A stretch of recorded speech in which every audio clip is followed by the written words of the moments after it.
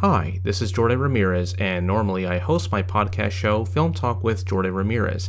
Now I am hosting a special show for my podcast, Film Talk with Jordan Ramirez Minisode Jordan Ramirez Recommends. The minisodes are now airing every Monday at 12 p.m. as part of the Film Talk with Jordan Ramirez podcast.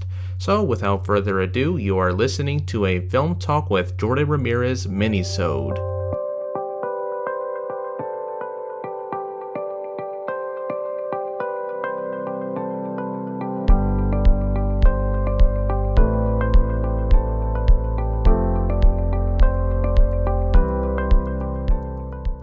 My recommended film is the romantic comedy I Want Someone to Eat Cheese With, released in 2007, directed by Jeff Garlin, starring Jeff Garlin, Bonnie Hunt, and Sarah Silverman. James Aaron, played by Jeff Garlin, is an actor/comic who has trouble with his job and with women. To cope with his troubles, he resorts to eating food. He is in his 30s and lives with his mother, played by Mina Cole. One day, while he is walking down the sidewalk, James enters an ice cream shop and meets Beth, played by Sarah Silverman. While in the ice cream shop, Beth and James are chatting, and James thinks he found the right girl to fall in love with. But as James and Beth seem to get along, it turns out to be a huge mistake on Beth's part. Meanwhile, James learns from a friend who works at a small fast food restaurant that he is auditioning for the remake of Marty. James in turn feels outraged that the movie is being remade and feels that he needs to audition for the movie to play the lead role. The way I saw this film was that it felt like a riff or parody of the movie Marty made in 1955, since it has the same plot, but it goes in a different direction. Plus, there is the constant mention and name referencing of this film throughout the entire movie, up until the point we see the Hollywood remake that is shown near the end of the movie, with Aaron Carter and Gina Gershon being cast in the lead and supporting role. I enjoyed the movie all the way through, since it didn't feel like a big budget Hollywood romantic comedy,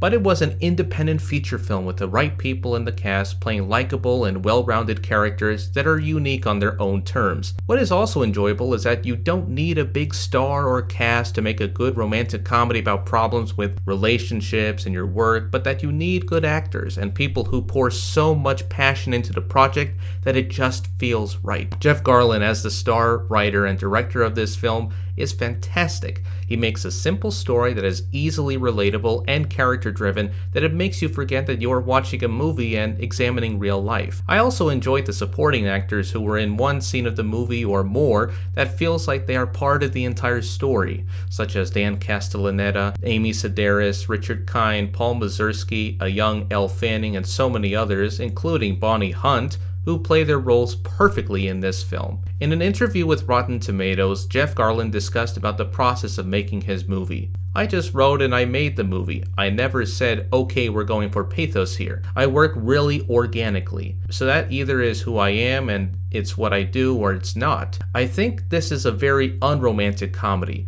When you see a bad romantic comedy, you see the script, the director, and the actors trying to create this warmth and this pathos and this feeling that you care about them. That cannot be manufactured. It's either there or it isn't." He also discussed about the importance of the city of Chicago as the character in this film in the exact same interview. In most movies about Chicago, they always show the L. It's usually very superficial the way Chicago is shown. They'll show those things but then film in Toronto.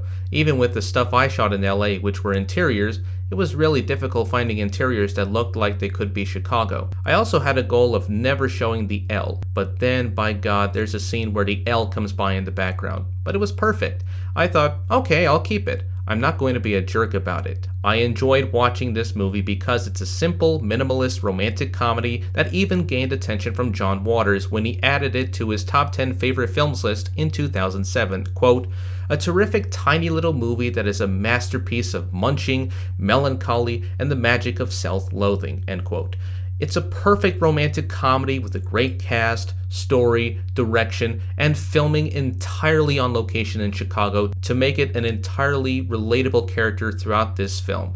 I highly recommend this film for anyone who has never seen this, since it is obscure, but it is really well made. On the next episode of Film Talk with Jordan Ramirez, a detective story from the mind of Walter Mosley set in post-war Hollywood, featuring his most famous literary creation, Ezekiel Easy Rollins, played by Denzel Washington, in Devil in a Blue Dress, released in 1995, directed by Carl Franklin, a character-driven mystery of how a war hero is transformed into a private eye.